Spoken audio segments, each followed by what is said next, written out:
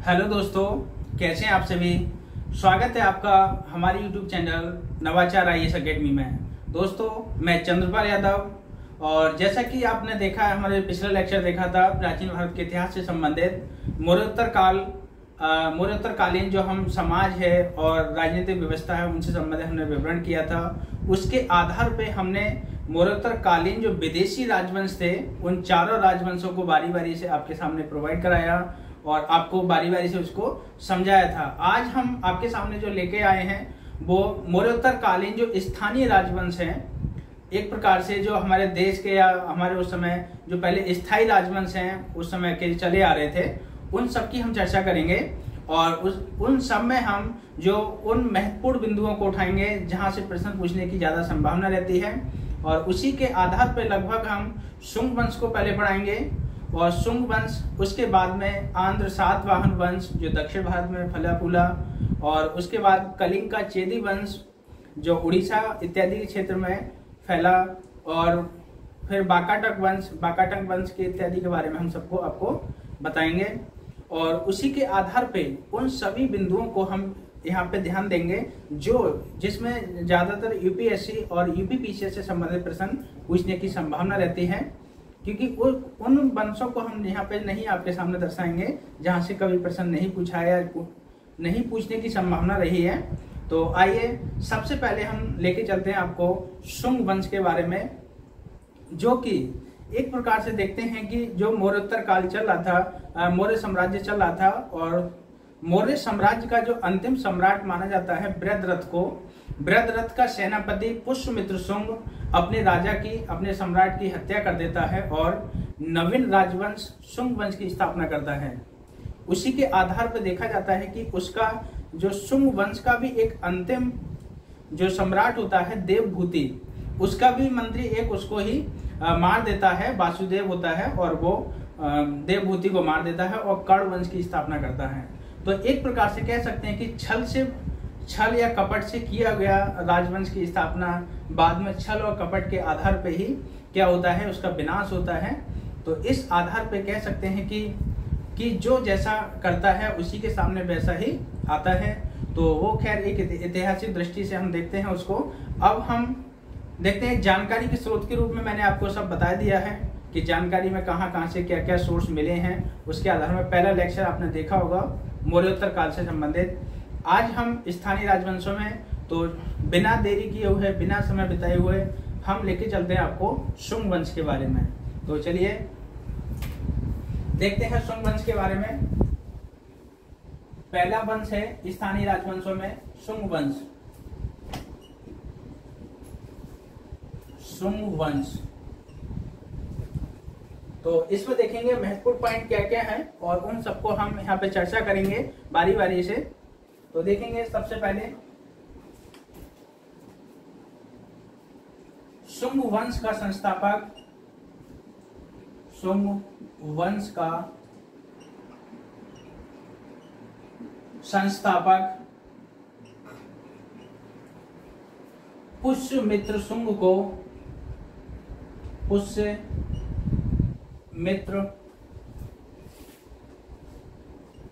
शुंग को माना जाता है। इसने 185 ईस्वी में, ईसा पूर्व में 185 ईसा पूर्व में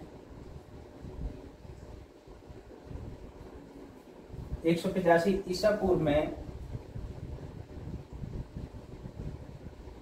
अंतिम मौर्य सम्राट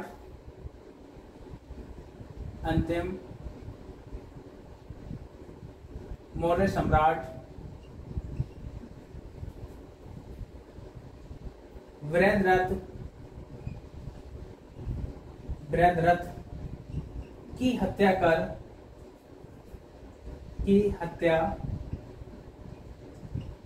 कर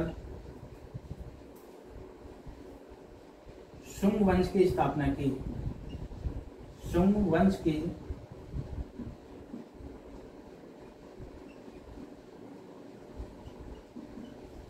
स्थापना की।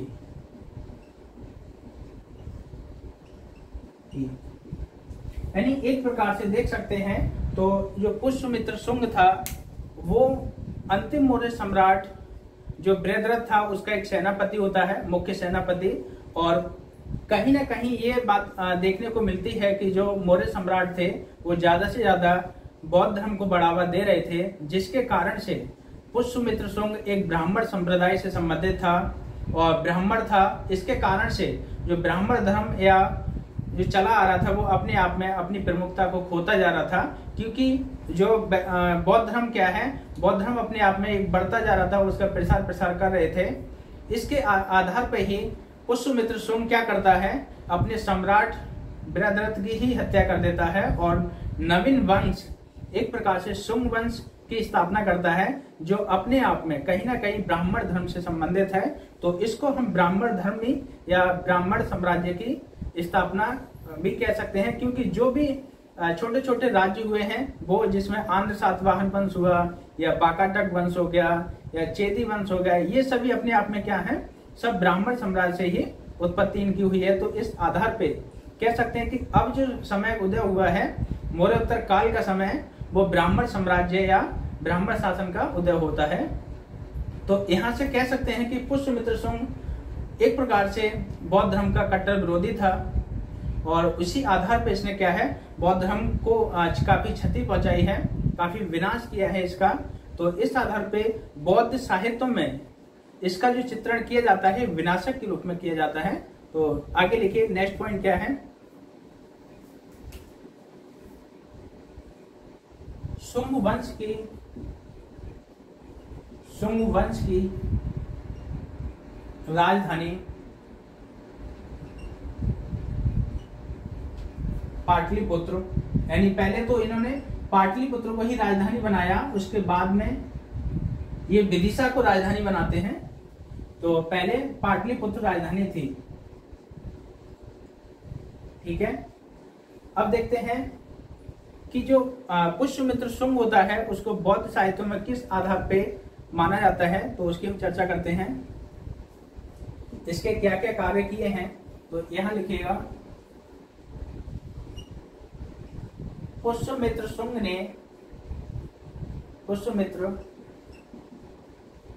ने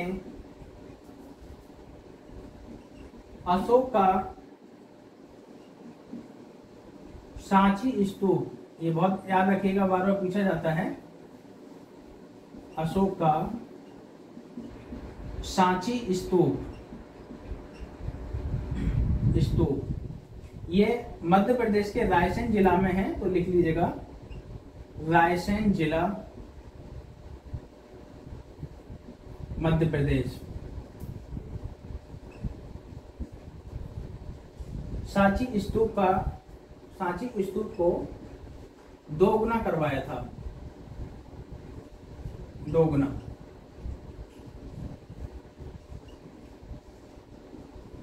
करवाया था। यानी एक प्रकार से कह सकते हैं जो सांची का स्तूप है, उस स्तूप जो अशोक के द्वारा निर्मित था, उस स्तूप को इसने क्या है, बढ़वा दिया था और उसकी हाइट को दोगुनी करवा दी थी और उसकी चौड़ाई को भी दोगुना करवा दिया था। तो इस आधार पर कह सकते हैं इस पुष्यमित्र शुंग का ये कहीं ना कहीं एक बड़ा कार्य है, ये बहुत बड़ा कार्य है अपने आप में। तो इस देख सकते हैं यहाँ पे। नेक्स्ट हम बात करते हैं, इसने अशोक के भरहुत, एक और स्तूप है भरहुत स्तूप, ये सतना जिला मध्य प्रदेश में है, सतना जिला मध्य प्रदेश। स्तूप पर भी कार्य करवाया।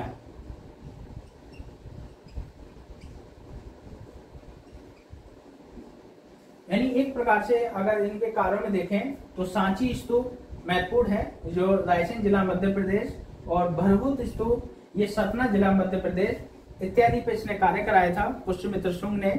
और अपने आप में एक प्रकार से कह सकते हैं ये अशोक के कार्यों के उनको आगे बढ़ाया था। और यहाँ पे देखेंगे पुष्यमित्र शुंग को ही बौद्ध साहित्यों में लिखेगा,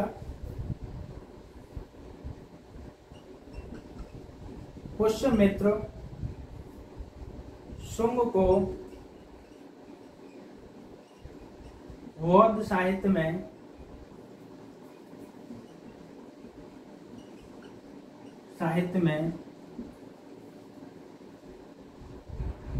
बौद्ध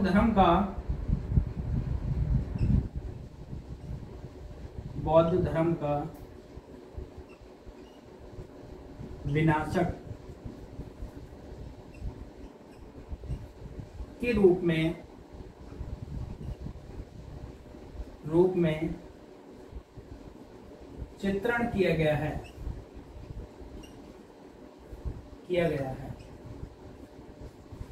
यानी एक प्रकार से कह सकते हैं कि इसने क्या किया है कि जो मगध में जितना भी बौद्ध धर्म का प्रचार प्रसार हो रहा था उन सबको रोक दिया था। और लगभग बताया जाता है कुछ सोर्सों के आधार पे कि जो अशोक ने 84,000 स्तूपों का निर्माण करवाया था वो अधिकांश स्तूपों को इसने नष्ट करवा दिया। और एक आधार पर कह सकते हैं कि ये बहुत ही बड़ा प्रतिघात किया है बौद्ध धर्म में, क्योंकि ये अपने आप में क्या है, एक ब्राह्मण धर्म से संबंधित था, जिसके आधार पे कह सकते हैं कि बौद्ध धर्म को इसने कहीं ना कहीं रोकने का प्रयास किया था। इसी शासन काल से संबंधित जो अंतिम शुंग वंश का शासक है वो है देवभूति।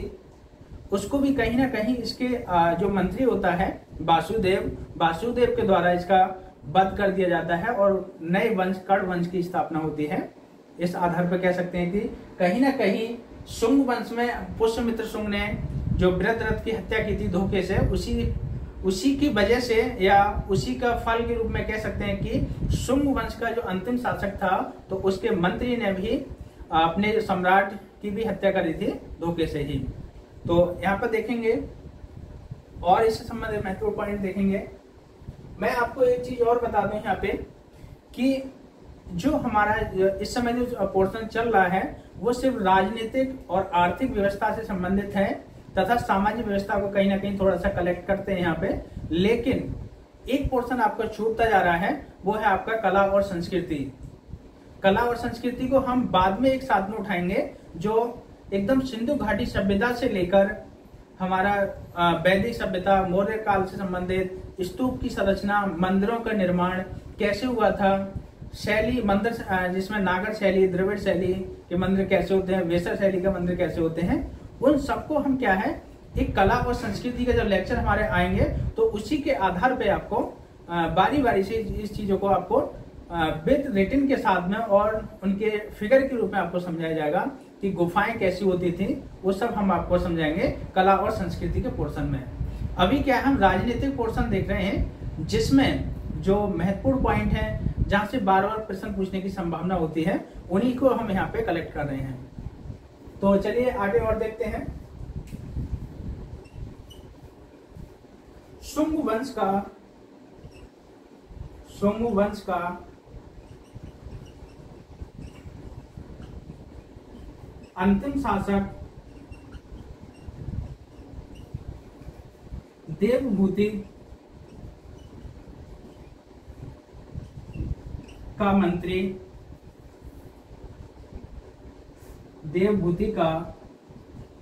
मंत्री, वासुदेव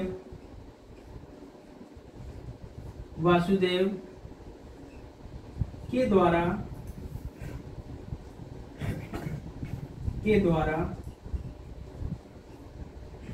हत्या कर दी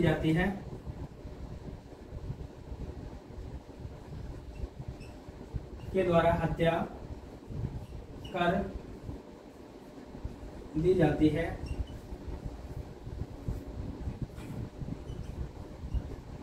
एवं और नवीन वंश कर्ण वंश की नींव पड़ती है, नींव डाली।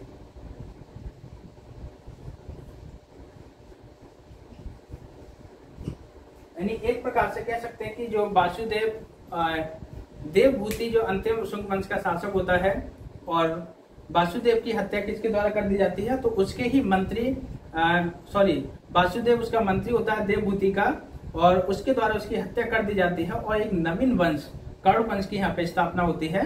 तो इस आधार पर कह सकते हैं कि शुंग वंश अपने आप में यहीं पर फिनिश हो जाता है। अब देखते हैं अन्य महत्वपूर्ण वंशों को, जिसमें आंध्र सातवाहन वंशों की यहाँ पे स्थापना करते हैं। क्या है, तो ये सब नोट कर लीजिएगा आपके मेंस के हिसाब से। मेंस में तो ये नहीं पूछा जाता है, क्योंकि मेंस में यूपीपीसीएस में आता है, यूपीएससी में मेंस में ये प्राचीन भारत का इतिहास नहीं पूछा जाता है, वो सिर्फ कला और संस्कृति ही पूछी जाती है। ठीक है, तो ये प्रीलिम्स का पोर्शन है, और प्रीलिम्स के लिए आपके लिए फैक्ट काफी पर्याप्त है, उनको आप लिख लीजिएगा। अब देखते हैं नेक्स्ट वंश क्या है, तो जो अपने आप में काफी महत्वपूर्ण है। अब ये देखेंगे कि ये उत्तर में काफी महत्वपूर्ण वंश था, और दक्षिण में देखेंगे आंध्र सातवाहन वंश है, अपने आप में काफी महत्वपूर्ण है। यहाँ से बार बार प्रश्न पूछने की संभावना रहती है। चलिए दूसरे राजवंश को देखते हैं, जो स्थानीय राजवंश है। स्थानीय दूसरा राजवंश है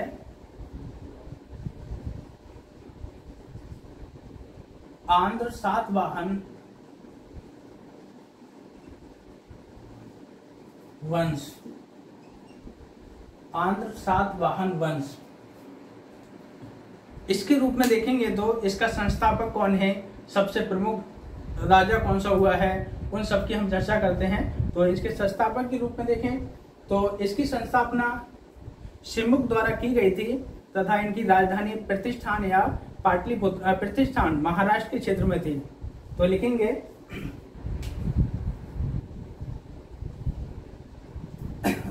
इस वंश का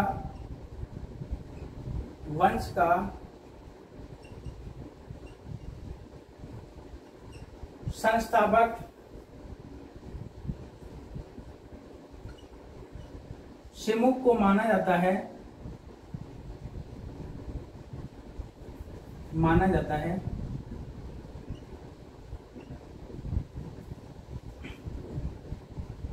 इसकी राजधानी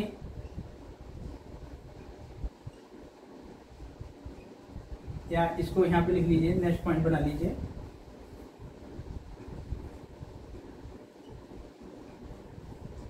इसकी राजधानी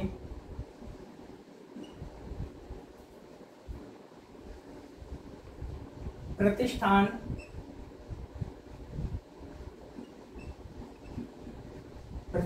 ये महाराष्ट्र के क्षेत्र में है, तो लिख लीजिएगा महाराष्ट्र प्रतिष्ठान थी। एक प्रकार से कह सकते हैं कि इन्होंने क्या किया है कि महाराष्ट्र के प्रतिष्ठान नामक स्थान पर इन्होंने अपनी राजधानी को बनाया था। तो एक प्रकार से कह सकते हैं दक्षिण भारत का क्षेत्र है, यानी कि विंध्याचल पर्वत श्रेणी से, विंध्याचल पर्वत श्रेणी के दक्षिण का भाग यानी नर्मदा नदी के दक्षिण का भाग इन्होंने कवर किया था, और वहां से लेकर ये आंध्र प्रदेश के एक क्षेत्र तक ये फैले हुए थे, और आंध्र प्रदेश के क्षेत्र में इनका ज्यादा प्रभुत्व था। उसी के आधार पर इस वंश का भी नाम पड़ा है आंध्र सातवाहन वंश। यानी कि एक अपने आप में ये भी ब्राह्मण थे, और कहीं ना कहीं ये वर्णाश्रम व्यवस्था को पुनः लागू करना चाहते थे। इस प्रकार से देख सकते हैं कि ये जो सातकर्णी प्रथम था इस वंश से संबंधित, उसने काफी महत्वपूर्ण कार्य किए हैं। तो लिखिएगा सातकर्णी प्रथम ने दो अश्वमेध यज्ञ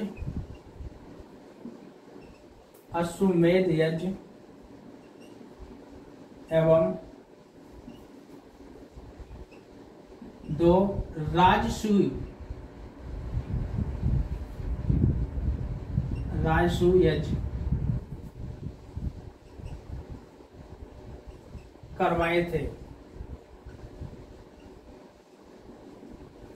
आपको मैं बता दूं कि मैंने जब वैदिक सभ्यता पढ़ा रहा था तो उस समय मैंने यज्ञों के बारे में बताया था कि अश्वमेध यज्ञ साम्राज्य को विस्तार के लिए कराए जाते थे कि इसके बाद में एक घोड़ा छोड़ा जाता था कि जहां जहां जिस एरिया में भी घोड़ा जाता था वहां तक पूरे साम्राज्य पर उसका उस राजा का आधिपत्य होता था। यदि उस घोड़े को कोई पकड़ लेता था तो उसको चुनौती देनी पड़ती थी और राजा से युद्ध करना पड़ता था। और राजसूय यज्ञ की हम बात करें तो राजसूय यज्ञ अपने जो साम्राज्य विस्तार के साथ साथ जो राजा का शक्तिशाली सर्वश्रेष्ठ घोषित करने के लिए जब उसका राज्याभिषेक होता था तो उस आधार पे ये यज्ञ कराया जाता था, जिसमें बहुत बड़ी दान दक्षिणा और बलि दी जाती थी। यहाँ पे देखेंगे एक शासक हुआ है हाल, इसी वंश से संबंधित है, हाल नामक शासक।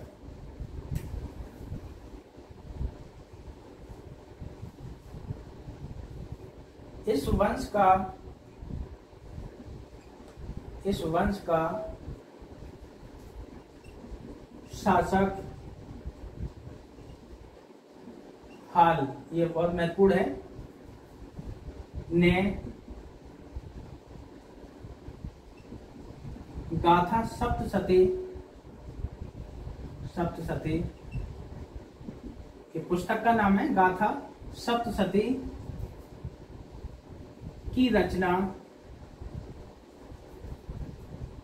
प्राकृत भाषा में की थी।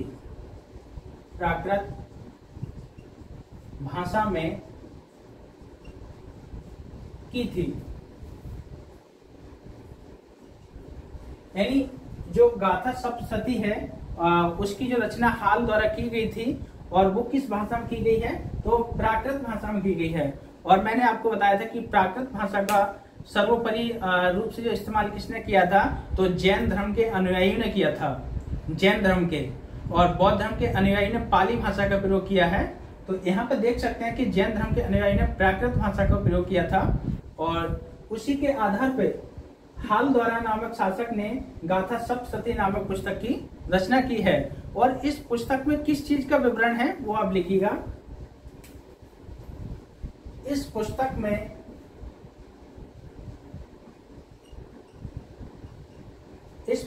में प्रेम गाथाओं का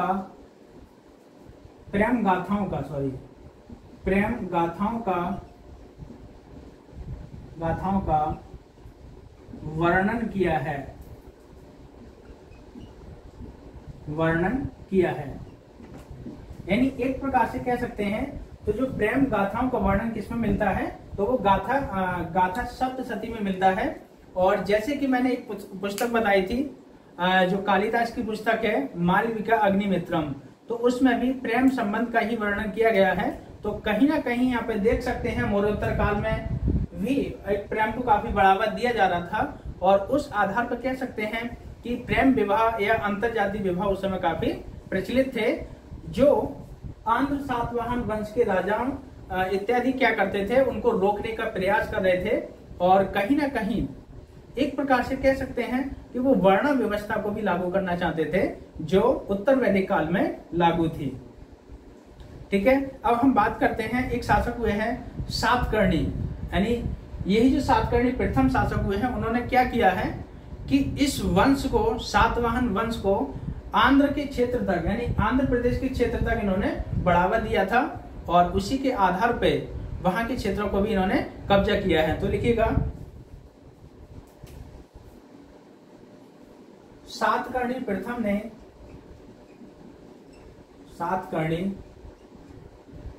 ने देख सकते हैं सातकर्णी प्रथम ये एक प्रकार से माना जाता है कि जो आंध्र सातवाहन वंश था उसका प्रथम अपने समय का काफी प्रतिभाशाली और एक प्रकार से प्रतापी शासक हुआ है। तो आंध्र सातवाहन वंश का प्रथम नरेश ऐसा था जिसने दक्षिण भारत में भी अपने सातवाहन वंश की स्थापना को बढ़ावा दिया था। तो लिखिएगा सातकर्णी प्रथम ने या सातकर्णी प्रथम सातवाहन वंश का प्रथम नरेश था जिसने इस वंश को इसने इस वंश को दक्षिण भारत में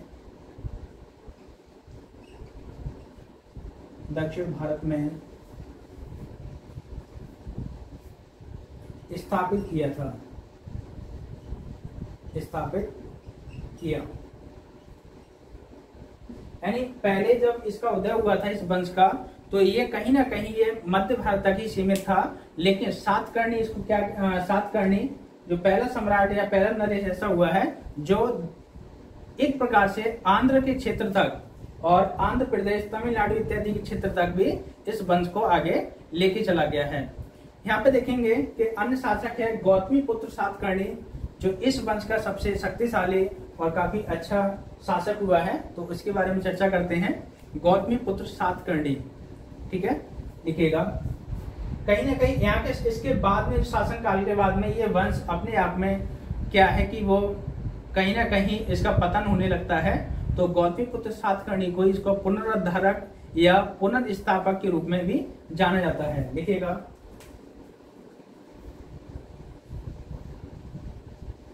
गौतमी पुत्र सातकर्णी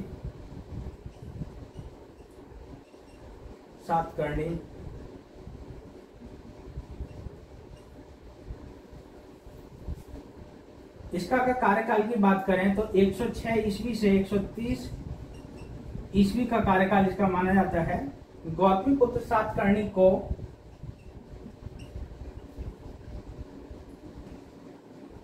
आंध्र सातवाहन वंश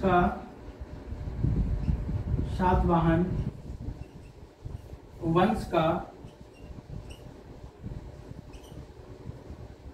पुनरुद्धारक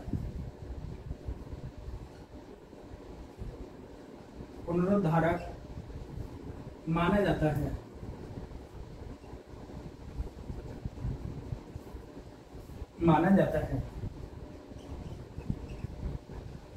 यानी कि कह सकते हैं कि एक प्रकार से कि जब आंध्र सातवाहन वंश अपने आप में एक कमजोर हो गया था, तो उसकी पुनर्स्थापना या पुनरुद्धारक उसका जो रूप में कार्य किया था, तो वो गौतमी पुत्र सातकर्णी के माध्यम से किया गया था। इसी आधार पर गौतमी पुत्र सातकर्णी अपने आप में काफी फेमस और अच्छा शासक सिद्ध हुआ है।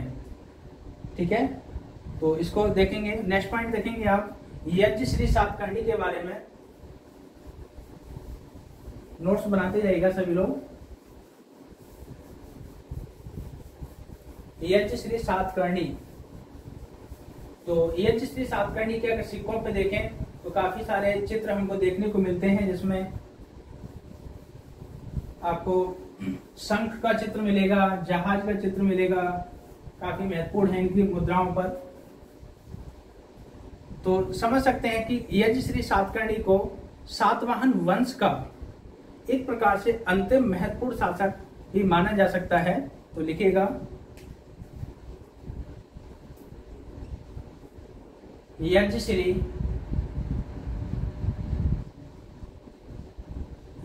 सातकर्णी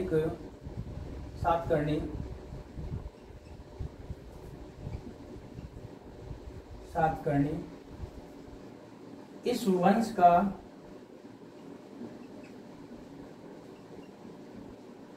अंतिम महत्वपूर्ण शासक माना जाता है।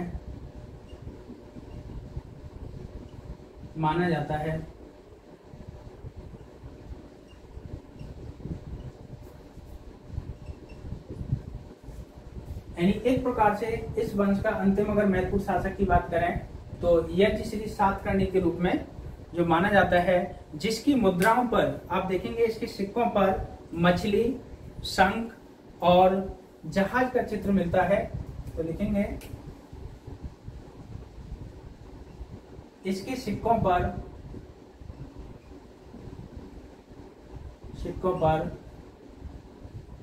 मछली, शंख व जहाज के चित्र मिलते हैं। मिलते हैं।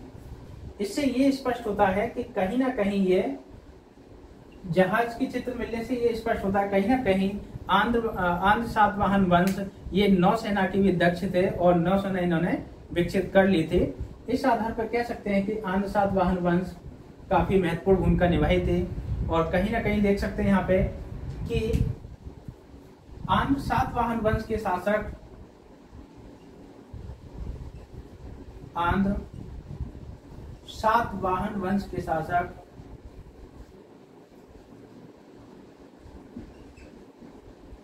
के शासक वर्ण व्यवस्था को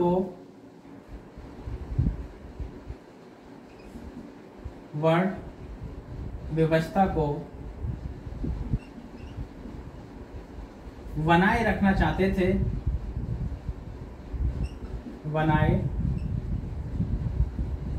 चाहते थे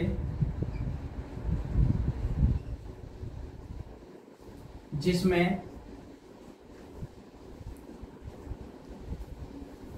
ब्राह्मण वर्ग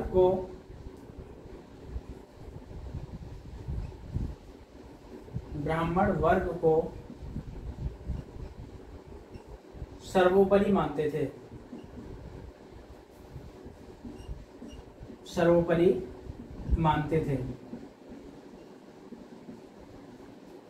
ठीक है, नेक्स्ट देखें।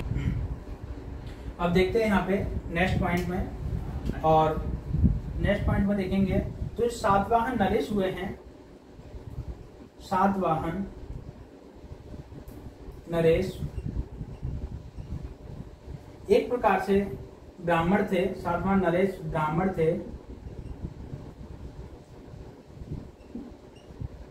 थे और वर्ण संकरता को रोकना चाहते थे या रोकने का प्रयास किया। वर्ण संकरता को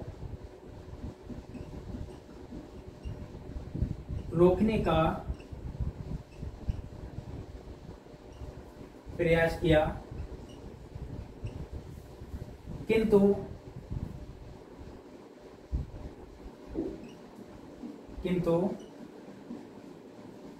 पुनर्विवाह या प्रेम विवाह या कह सकते हैं जो अंतरजातीय विवाह होते थे, किंतु अंतरजातीय विवाह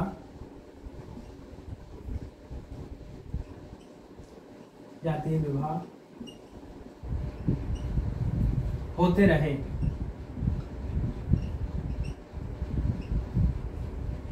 ठीक है, तो इस प्रकार से देख सकते हैं कि जो आंध्र सातवाहन वंश था अपने आप में काफी समृद्धशाली और ब्राह्मण वर्ग से इसका उत्थान हुआ था, तो ब्राह्मण साम्राज्य इसको कह सकते हैं।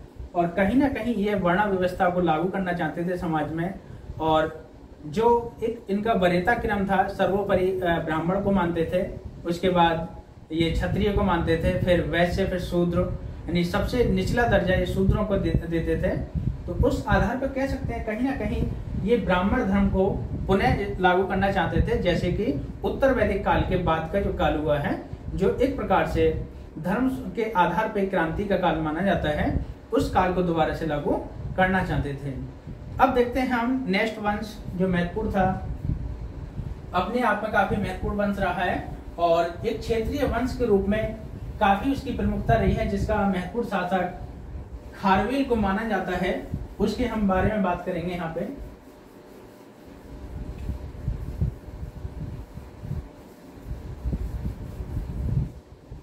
हम बात करते हैं तीसरा जो स्थानीय राजवंश है और जिसको बोलते हैं कलिंग का चेदी वंश। कलिंग का चेदी वंश। तो कलिंग के चेदी वंश की हम बात करें तो ये अपने आप में काफी महत्वपूर्ण है। इसके संस्थापक के रूप में अगर देखा जाए तो महामेघवाहन को माना जाता है, तो इसीलिए इसको महामेघवाहन वंश भी कहा जाता है। लेकिन अगर प्रतापी शासक की बात करें तो वो खारवेल को माना जाता है। तो लिखिएगा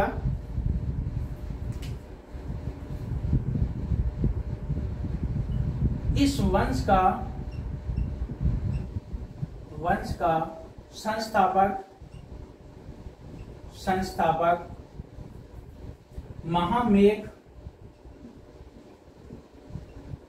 मेघवाहन को माना जाता है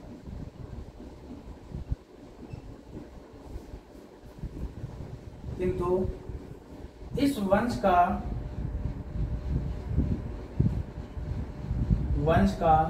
सबसे प्रतापी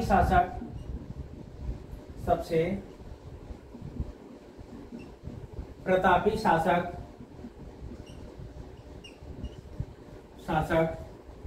खारवेल को माना जाता है। खारवेल को माना जाता है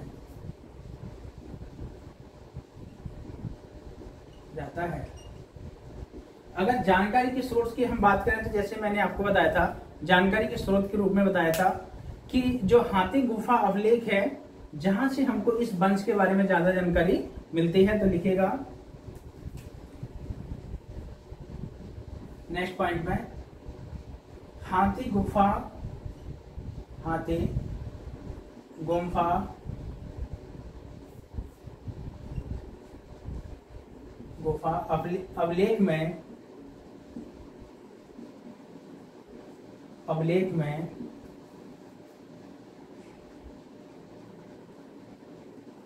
इस वंश से संबंधित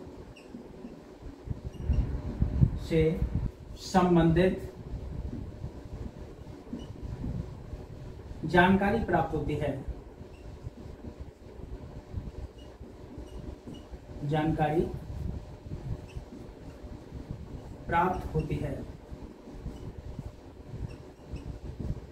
यानी जो खारवेल का जो हाथी गुफा अभिलेख है, उस अभिलेख से हमको एक प्रकार से इस वंश से संबंधित हमको महत्वपूर्ण जानकारी प्राप्त होती है। अब यहाँ पे बात करेंगे हम कि इसी वंश के शासक खारवेल ने जो कहीं ना कहीं ये ब्रह्मगिरी की पहाड़ियां या ये नर्मदा नदी के जस्ट दक्षिण के भाग में ये सीमित था, उसको ये दक्षिण भारत में पांड्य राज्य तक ये ले गया था और पांड्य राज्य में जाकर उनको ध्वस्त कर दिया था खारवेल ने।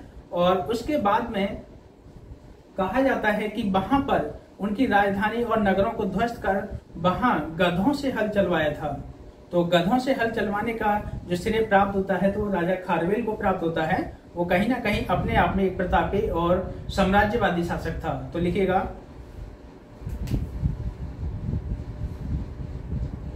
खारवेल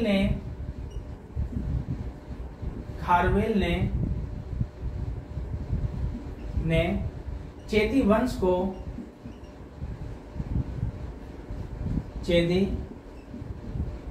को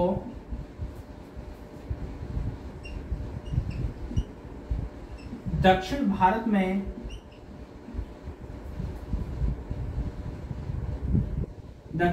में विस्तार किया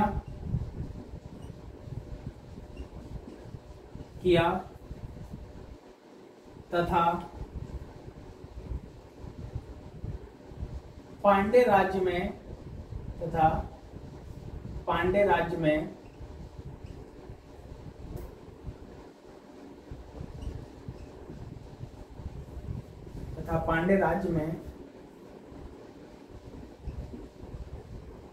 गधों से हल चलवाया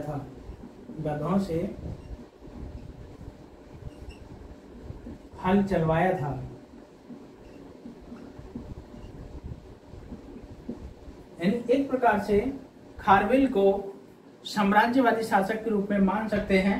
और उसी के आधार पर इसने क्या किया है, पांड्य राज्य पर आक्रमण किया और उसको जीता तथा ध्वस्त कर दिया। और वहीं पर इसने गधों से हल चलवाया था कि ये एक प्रकार से अनोखा इसका स्टेटमेंट हो सकता है कि ऐसा कौन सा शासक था चेदी वंश का जिसने गधों से हल चलवाया था, तो वो खारवेल था। ठीक है, नेक्स्ट हम बात करते हैं कि जो नंद वंश का शासक महापद्म नंद था, वो कलिंग पर आक्रमण करके जो कलिंग के जैन की प्रतिमा को ले गया था, और उसी प्रतिमा को ये वापस लेके आता है और मगध व अंग की सारी संपत्ति को भी लूट लेता है। तो लिखिएगा नेक्स्ट पॉइंट में, खारवेल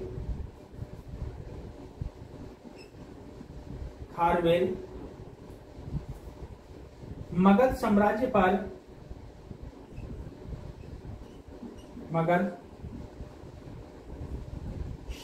पर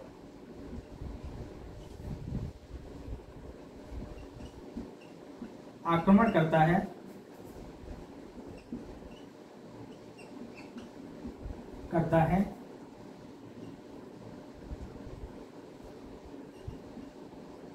तथा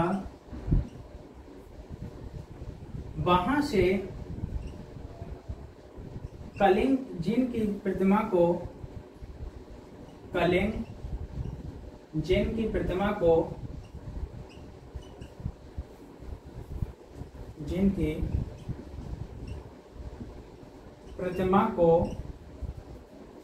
वापस ले आता है एवं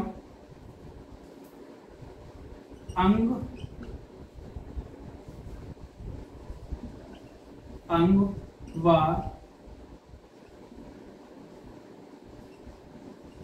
मगध की संपूर्ण संपत्ति को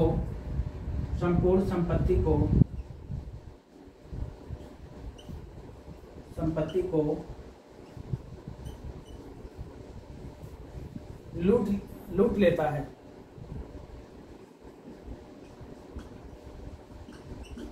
यानी एक प्रकार से कह सकते हैं कि जो खारवेल था उसने मगध पर आक्रमण किया और जो महापद्मनंद कलिंग की जिन की प्रतिमा को ले गया था उसी प्रतिमा को ये वापस ले आता है और जो अंग तथा मगध महाजनपद को ये क्या करता है, ध्वस्त कर देता है और वहां की सारी संपत्ति को लूट लेता है। तो इस आधार पर कह सकते हैं कि ये काफी महत्वपूर्ण शासक हुआ है अपने आप में।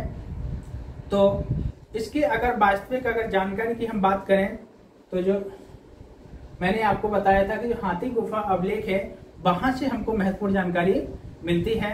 अब देखेंगे कि खारवेल के अभिलेखों में हमें एक प्रकार से ये धर्म परायण या संस्कृति का संरक्षण के रूप में इसको दर्शाया गया है। तो लिखिएगा यहाँ पे नेक्स्ट पॉइंट में, खारवेल किस प्रकार का था, तो एक धर्म परायण यानी कि कह सकते हैं इसको कि एक धर्म को मान्यता देने वाला और अपने धर्म पर प्रसार विस्तार करने वाला व्यक्ति इसको माना गया, राजा माना गया है और कला का भी संरक्षण इसने किया है कहीं ना कहीं। तो लिखिएगा नेक्स्ट पॉइंट में, खारवेल के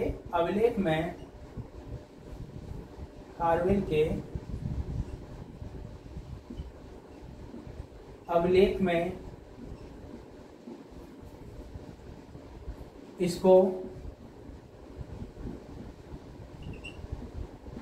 धर्म परायण एवं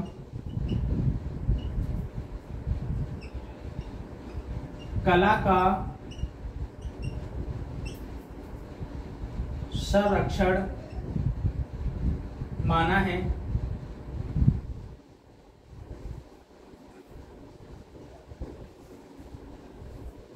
तो कहीं ना कहीं कह सकते हैं इनको कि जो खारवेल शासक हुआ है उसको एक धर्म के रूप में उसको काफी प्रसिद्धि मिली है और चेदी वंश के काफी प्रतापी शासक के रूप में इसको मान्यता मिलती है और कहीं ना कहीं ये कला के क्षेत्र में भी उसको संरक्षित रखने का भी यहाँ पर देख सकते हैं कि कला के क्षेत्र में भी संरक्षित रखने का भी इसको रूप में भी जाना जाता है। धर्म प्रणाली की अगर बात करें तो ये जो जिन प्रतिमा होती है उसको भी वापस ले आता है, तो उसके आधार पर कहीं ना कहीं इसको वहां से ये प्रसिद्धि मिलती है। अब देखते हैं कि एक छोटा सा और वंश है वाकाटक वंश, ये भी महाराष्ट्र के क्षेत्र में ही इसका उदय हुआ है और वहीं तक सीमित रहा है। वाकाटक वंश जिसकी जो स्थापना की थी वो विंध्य शक्ति ने की थी, तो उसकी हम थोड़ी चर्चा करते हैं। एक दो पॉइंट उसके लिए महत्वपूर्ण है काफी कि वहां से प्रश्न पूछने की कभी कभी संभावना रहती है, तो उसको आप देख लीजिएगा। नेक्स्ट हम चौथा स्थानीय वंश में अगर देखें तो ये वाकाटक वंश है। वाकाटक वंश, तो लिखिएगा यहाँ पे कि वाकाटक वंश में अगर देखें तो इसका संस्थापक कौन है, तो वो विंध्य शक्ति है, जो अपने आप में अगर देखा जाए तो काफी महत्वपूर्ण शासक हुआ है विंध्य शक्ति। तो लिखिएगा यहाँ पे संस्थापक विंध्य शक्ति, विंध्य शक्ति को माना जाता है।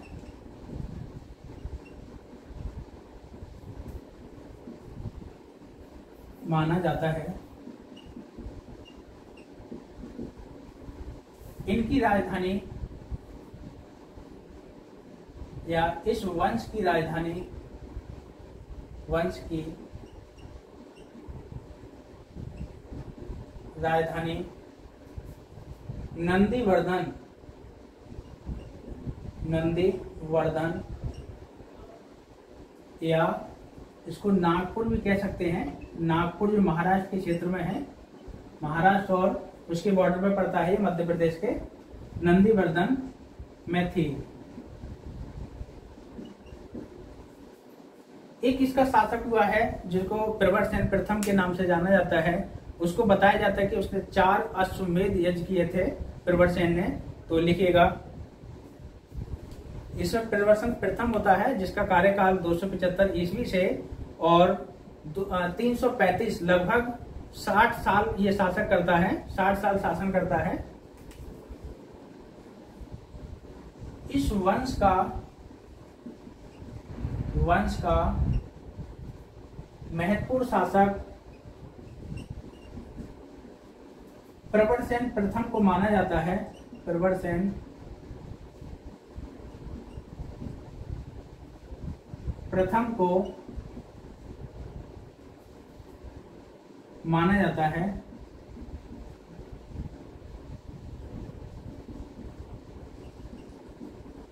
जिसका कार्यकाल, जिसका शासनकाल, ऐसे लिखिएगा, शासनकाल 275 ईस्वी से 335 ईस्वी तक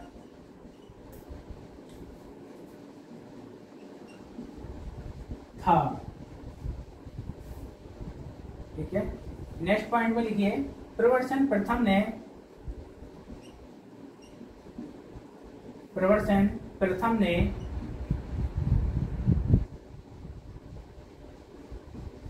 4 अश्वमेध यज्ञ, 4 अश्वमेध यज्ञ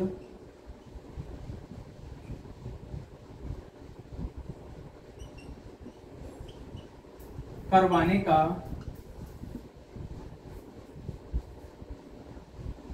गौरव प्राप्त किया।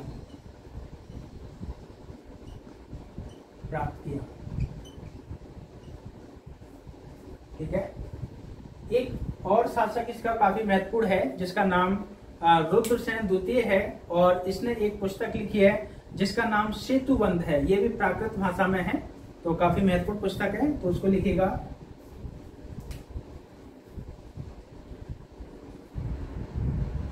रुद्रसेन द्वितीय ने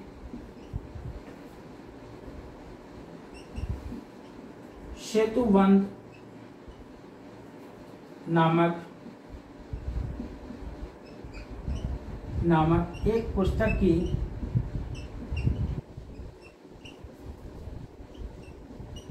रचना की। सेतुबंध नामक पुस्तक की रचना की जो प्राकृत भाषा में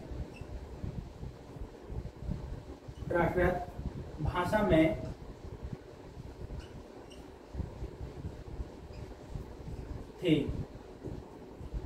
तो इस प्रकार से देख सकते हैं कि ये जो पुस्तक है काफी बार पूछी गई है, वो किसकी है? रुद्रसेन द्वितीय की है। कौन सी पुस्तक है? सेतुबंध। यानी सेतुबंध, सेतुबंध का मतलब होता है कि कहीं ना कहीं एक प्रकार से ये सेतु यानी ब्रिज का काम करती है और जोड़ने का काम करती है एक दूसरे साम्राज्य को। तो सेतुबंध के रूप में इसने काम किया है। वाकाटक वंश देखा जाता है तो नागपुर यानी दक्षिण में आंध्र सातवाहन वंश और उत्तर में कहीं ना कहीं देखा जाता था जो शुंग वंश चल रहा था, उन दोनों के बीच का सेतु यानी ब्रिज का काम किया है इसने। तो इसी के आधार पर एक पुस्तक का नाम रचित की थी जो रुद्रसेन द्वितीय द्वारा की गई थी, जिसका नाम सेतुबंध था। जो प्राकृत भाषा, जो जैनियों द्वारा अपनाई गई भाषा थी, प्राकृत भाषा, उसका उपयोग किया था। तो दोस्तों आपने जैसा कि देखा, हमने लगभग 4 महत्वपूर्ण राज्यों को यहाँ पे देखा स्थानीय राजवंश के रूप में, और कहीं ना कहीं ये हमारे संपूर्ण भारत के क्षेत्र में फैले हुए थे जगह जगह। और उसके आधार पर देखेंगे कि जो हमने बताया था, कलिंग का चेदी वंश उड़ीसा के क्षेत्र में था, और वाकाटक वंश महाराष्ट्र और मध्य प्रदेश के क्षेत्र में था। आंध्र सातवाहन वंश महाराष्ट्र से लेकर दक्षिण भारत के आंध्र प्रदेश तक सीमित था। कहीं ना कहीं देखेंगे जो हमारा शुंग वंश है वो हमारे गंगा यमुना के दोआब के क्षेत्र में सीमित था। और उसके बाद में अगर देखें जो विदेशी राजवंश थे, हमने जो आपको बताया था 4 विदेशी राजवंशों को, वो कहीं ना कहीं ये पश्चिमोत्तर भाग में जो जिसमें अफगानिस्तान, पाकिस्तान और राजस्थान इत्यादि के क्षेत्र में फैले हुए थे। तो ये जो हमारी दशा थी वो मौर्योत्तर काल से संबंधित थी, जो हमने बारी बारी से आपके सामने चर्चा की। तो दोस्तों जैसा कि आप देख रहे हैं कि स्थानीय राजवंश हमारा आज फिनिश होता है, और इन सभी से संबंधित जो विदेशी राजवंश हैं और स्थानीय राजवंश हैं, उन सबसे संबंधित हम एक नया लेक्चर लेके आएंगे, जिसमें सिर्फ और सिर्फ इस काल से संबंधित अर्थव्यवस्था, सामाजिक व्यवस्था और राजनीतिक व्यवस्था पर हम चर्चा करेंगे बारी बारी से। तो आज के लिए इतना ही काफी है। धन्यवाद।